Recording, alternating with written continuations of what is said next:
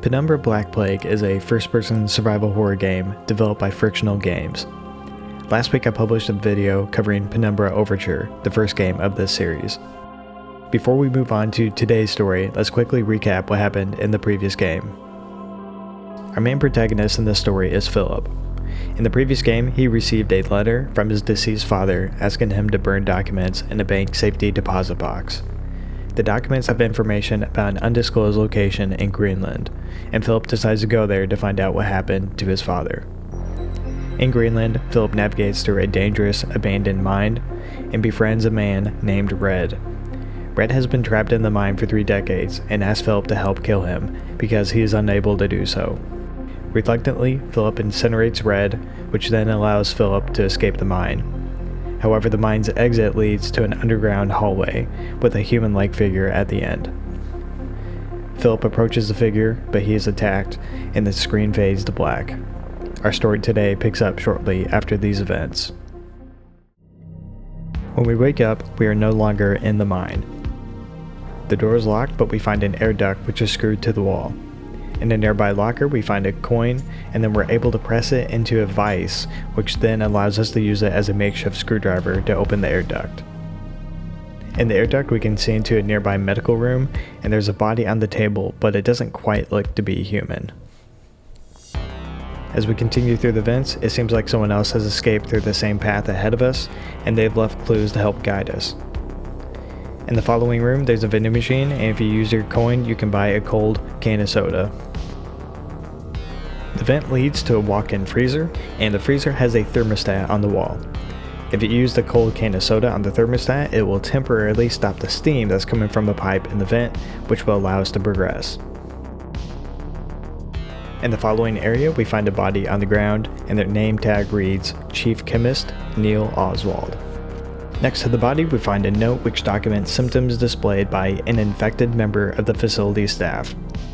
From reading this letter, it's obvious that the medical team can't control this infection, and they see the infected patient as dangerous. He ends the note by asking a question. I wonder to what extent the infected person could still be considered a man. The lasers next to the body are part of the facility's security measures. We need to avoid them. The large door is locked and has a message stating only trusted blood will get through. After clearing some rubble, we find an unlocked door, and in the new area we break into a nearby room and pick up a medical syringe there. Then we hear movement in the hallway, so we hide. Someone or something is now patrolling the hallway. Carefully, we stay out of sight and we return to the previous area. Using the syringe, we draw out some of Dr. Oswald's blood, and we use that to access the locked door. Here in the new area, we read a note stating that it has been a year since the release of something called the Turngate virus. The creature from the previous area is what humans eventually turn into once they are infected by this virus. So going forward, we'll call those creatures the infected. The letter then states the facility has experienced a severe viral outbreak. They mentioned that someone named Howard has already left this area. Howard is Philip's father. He's the reason why we are here in Greenland in the first place. Finding Howard is now our goal. In the pantry, we jump into a hole in the floor which leads to the sewers. In the sewers, we start hearing a strange voice, then we're transported back to the ship, which originally brought Philip to the location of the mine at the beginning of the previous game.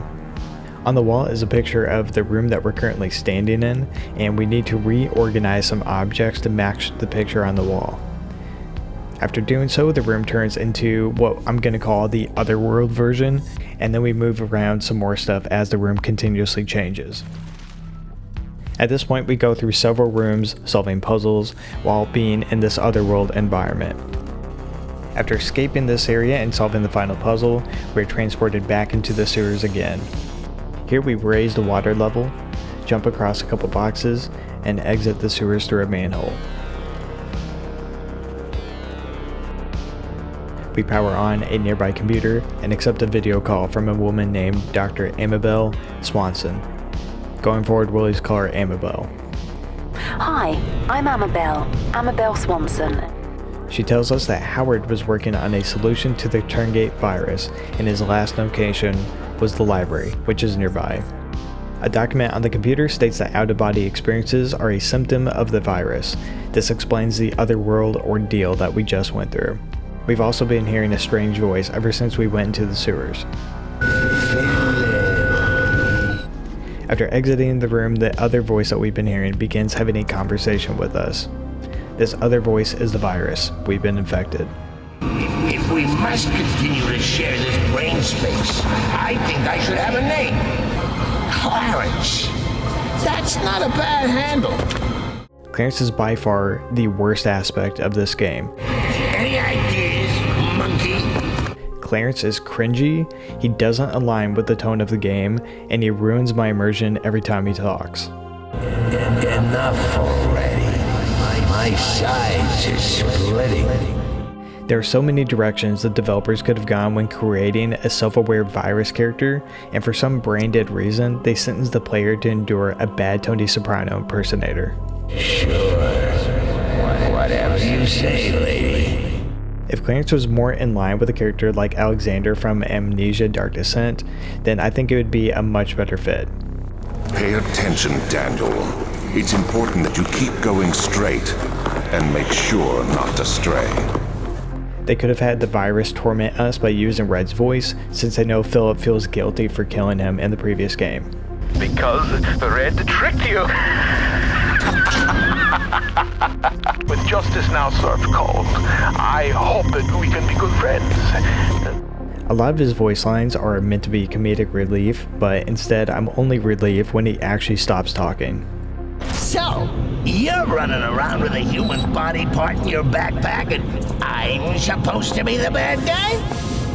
An immersive survival horror game like this just does not need a character that's constantly trying to be funny.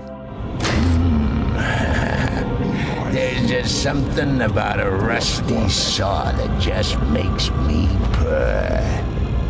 To the credit of Frictional Games though, it seems like they've learned their lesson and they've moved away from creating comedic characters in their future games. Overall, it's just disappointing that this one really bad aspect of the game will often overshadow great aspects of the game. Moving on, we find a map of our surroundings and begin exploring. Our goal now is to gain entry into the library because that was where Howard was last seen. However, the door is locked and can only be opened by a staff member who scans their hand and their eyes. In the computer room, we speak to Richard Eminis, who has locked himself in an office. He tells us to bring him a saw and he will give us a hand in return. After climbing around a couple of security lasers, we find a gas mask. After equipping the gas mask, we can now navigate through the gas-filled airlock, which leads to the machine room. In the machine room, we approach a dead body, but then a giant worm bursts into the room, triggering a boss fight. During this fight, the worm will burst through the walls depending on where you're standing, and if done correctly, you can bait it into an electric trap. Once you get into the trap, the worm will die, and then we can leave with a severed hand from the dead employee. Shortly afterwards, we find a saw in the armory room. We bring the saw back to Richard Eminis in the computer room, but then this happens. Luckily, we already got a severed hand and don't need one from Richard anymore. We fix a couple computers and then we're able to unlock the infirmary door. In the infirmary, we're able to find a staff member's head, which we can use for the library door. We arrive where the library door should be, but for some reason it's gone. Clarence then reveals that he has the ability to manipulate what we see.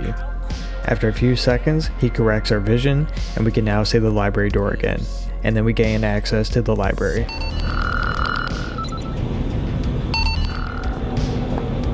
Inside the library, we find a secret door, which then reveals Howard's corpse. Even though Howard is dead, he was holding some research notes that he was working on. These notes reveal that the infected can telepathically communicate with one another, and they have rational intelligence. His notes suggest the infected are connected to a hive mind. Howard was trying to figure out how to communicate with this hive mind in hopes that it could be reasoned with or negotiated with. After moving on from this area, we take another video call from Amabel. She's been working on a cure for the virus, but she was quarantined in her lab in another building. Amabel is a joy to listen to.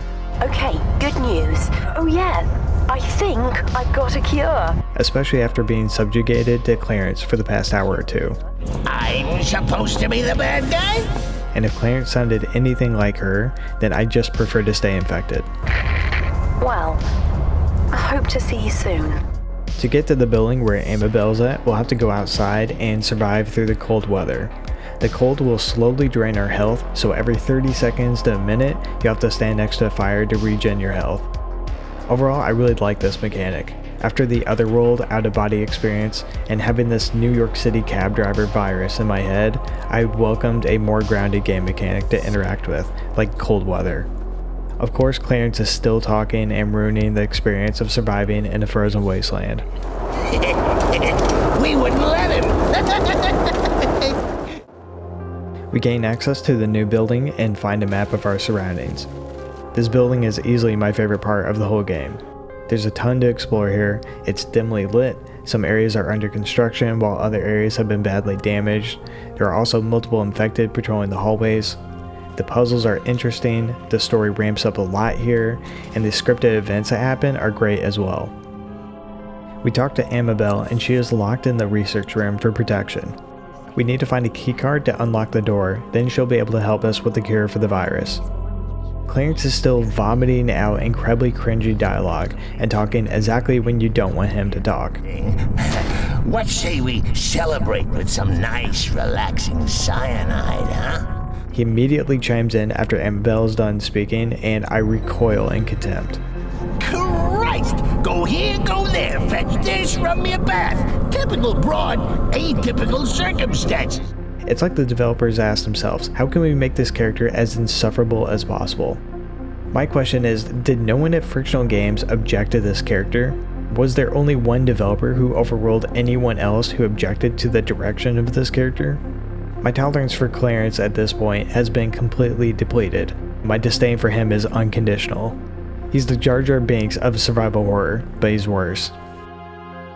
We began exploring the building and find ourselves in the dog kennel, which is a really cool area. At this point, Clarence basically deactivates our vision again, and we're unable to see.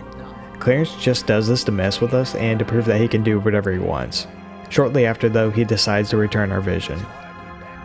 The hallways in the kennel have large holes in the walls, and we can also hear movement within the walls. In a nearby room, we find the keycard for the research room, and a note documenting events immediately after the Turngate virus outbreak began. The facility's overseer, Wilbur Frisk, lost control of the outbreak, and he fled to the kennels for protection. Here, Frisk lived amongst the dogs, and eventually he began exhibiting animalistic behaviors. These side areas with independent stories, like the kennels, are some of my favorite parts of the games developed by Frictional Games. This area alone introduced a new enemy, a new game mechanic, and provides world building by telling the story of a couple of facility members who are trying to survive the viral outbreak. Now that we have the keycard, we can access the research room. Once inside, we don't find Amabel though. Instead, we're ambushed by an infected. We are now locked in this area and we need to figure out a way to kill it. There's a chain hanging from the ceiling which is used to load boxes onto the tall shelves around us. We lift the box to the ceiling and wait for the infected to walk under it.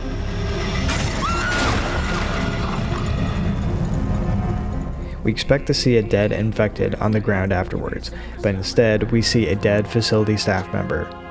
On the ground is Amabel. Clarence had manipulated our sight once again, causing us to see Amabel as an infected. This is the third time that he's done this to us in the game, the other two times being at the library door and at the kennels. I had a feeling something would prevent us from actually meeting Amabel, but I didn't expect us to accidentally kill her.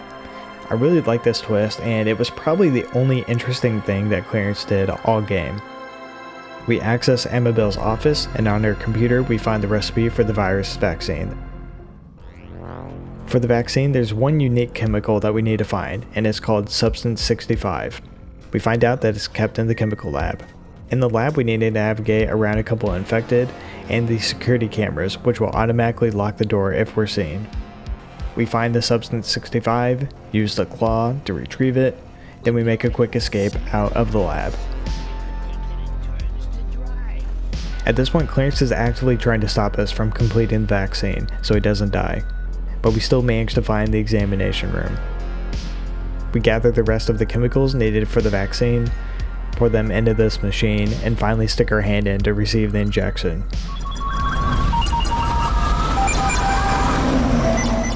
The vaccine has worked and we no longer hear Clarence. The last 30 minutes of this game basically turned into a bad fever dream. As we leave the room, we hear Clarence once again as he takes control of the lifeless infected that was laying on the medical table. What a pretty body! Mine! Mine! Mine! Yeah!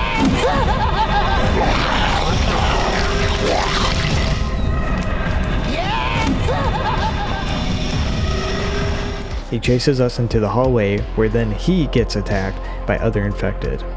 This has been explained earlier in the game a bit, but we kind of need to go over this in further detail now. All the other infected are connected to a hive mind and see themselves as a singular being which can inhabit multiple bodies. Clarence was somehow separated from the hive mind when he invaded Philip's mind, and he is now a separate being entirely after acquiring his new body. The hive mind decides this is unacceptable, so they kill Clarence on the spot. Suddenly we are teleported and are now face to face with the Turngate hive mind, which controls and inhabits the infected. The hive mind brought us here to test us and to teach us how to act and think like the Turngate hive mind does. Here we learn to work together, move some rocks around, and learn that some sacrifices are worth it for the greater good. I'm pretty lukewarm on this whole area because the game is just no longer a horror game. There are no consequences for failing in this area, you just restart. The hive mind isn't scary or even intimidating at all because it's rooting for us to succeed. It's both jarring and bizarre to be at the mercy of this hive mind god, only for it to basically be friendly to us. In Penumbra Overture, the previous game, we're just a normal guy walking through an abandoned mine and trying to survive. In Black Plague, somehow we turn into Gordon Freeman and earn the respect of a hive mind god after being teleported to another dimension which is actually in our mind. One interesting development from this area though is the hive mind tells us that Philip's father, Howard, passed the test as well. So even though we find Howard's dead body, somehow he was still able to contact the hive mind and go through the test that we just went through. We then get a lore dump from the hive mind about its history and past interactions with humanity. The whole conversation could be summed up as Turngate virus, good, humans bad. The hive mind then asks us to send word to destroy the research facility so the hive mind can continue living in peace. Philip sends out an email, but we don't know to who it was sent to. Philip tells the undisclosed recipient the location of the mine and to kill all the infected. It's a final twist because we're meant to think that Philip was now allied with the Turngate hive mind, but according to the email, he's not.